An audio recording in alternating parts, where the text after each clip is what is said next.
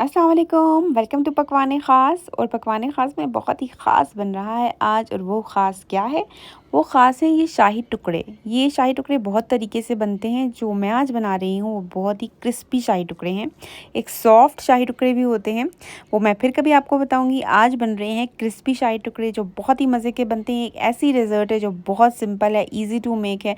कोई भी दावत हो, कोई भी पार्टी हो, कोई भी फंक्शन हो, कोई भी सेलिब्रेशन हो आपके घर में, तो ये रेसिपी बहुत जल्दी बनती है और बहुत ही मज़े की बनती है। बच्चों के भी फेवरेट हैं। अब शुरू करते हैं टाइम ज़ाया किए बिना। सबसे पहले मैंने इसमें दूध ले लिया है, तकरीबन 1 लीटर। तो हर रेसिपी में आपको पता है दूध को गाढ़ा करना होता है, इसमें भी दूध को गाढ़ा करना है, लेकिन मैं इसमें एक शॉर्टकट कर रही हूँ। दूध को गाढ़ा करने के लिए दूध को उबाल आने के बाद मैंने 5-6 मिनट हल्की आंच पे और पकाया। और अब मैं कॉर्नफ्लोर की मैं एक स्लरी जैसी बनाऊँगी।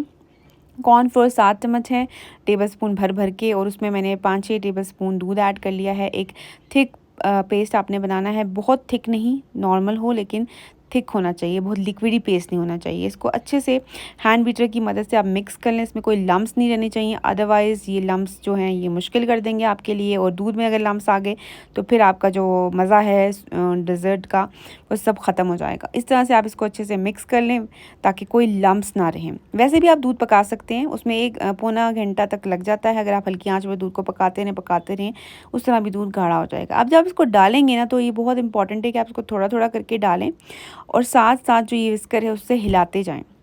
अगर आप इसको छोड़ देंगे डालते ही तो एकदम इसमें गुठलियाँ बन जाएंगी और बिल्कुल भी ये अच्छा नहीं लगेगा। ये देखिए मैंने 3 दफ़ा इसको 3 बैचेस में करके डाला है और साथ साथ मैं इसको मिक्स करती जा रही हूँ।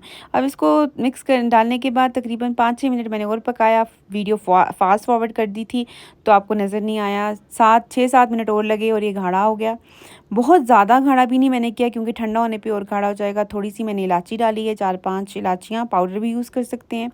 और आधा कंडेंस मिल्क मैंने इसमें यूज़ किया है, तो मैं शुगर इसमें यूज़ नहीं करी।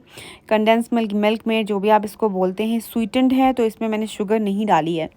आप चाहें तो शुगर डाल सकते हैं, कंडेंस मिल्क को छोड़ सकते हैं। इसके बाद मैं इसमें थोड़ा सा सैफ़रॉन डाली हूँ। ज़ाफ़रान ये बिल्कुल ऑप्शनल है, अगर आप डालना चाहें तो डाल दें। और अगर आप चाहें तो इसमें क्रीम भी ऐड कर सकते हैं। हैवी फुल फैट क्रीम हो ज़्यादा बेटर है।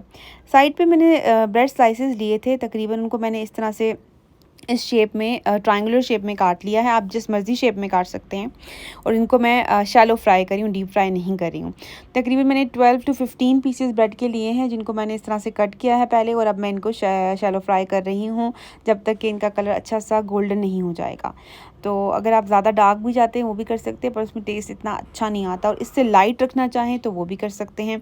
शैलो फ्राई करना इज़ इम्पॉर्टेंट नहीं है, इम्पॉर्टेंट। हाँ, डीप फ्राई भी कर सकते हैं और इवन आप ग्रिल भी कर सकते हैं अगर आप बहुत ज़्यादा हेल्थ कॉन्शियस हैं। लेकिन जो तेल में डाल के फ्राई करके जो मज़ा आता है वो कहाँ आता है हमें ग्रिल करके, आपको पता ही है। तो हम लोग जो हैं एशियन लोग, बहुत ज़्यादा खाना पीना जो है हमारा काफ़ी ज़्यादा अनहेल्दी भी है। वैसे ग्रिल करके भी अच्छे लगते हैं। ये देखें सारे क्रिस्पी क्रिस्पी हो गए हैं। ये आवाज़ आपको सुनाई नहीं देगी क्योंकि हमारे घर में बहुत शोर होता है, तो मैं ये आवाज़ आपको सुना नहीं पाई, सॉरी फॉर दैट। अब इसके ऊपर ठंडा दूध कर लिया था फ्रिज में रख के, अच्छा से जो हमने बनाया था उसको 2 घंटे मैंने फ्रिज में रखा है क्योंकि यहाँ पे वेदर ठंडा ही था तो इतना टाइम नहीं लगा। अगर रेसिपी अच्छी लग रही है तो लाइक तो बनता है, अगर नहीं अच्छी लग रही तो मत लाइक कीजिए। अगर अच्छी लग रही है तभी लाइक कीजिए, सब्सक्राइब कीजिए, कमेंट कीजिए और मेरे चैनल को देखते रहिए। थैंक यू, कीप वॉचिंग पकवान ख़ास। अल्लाह हाफिज़।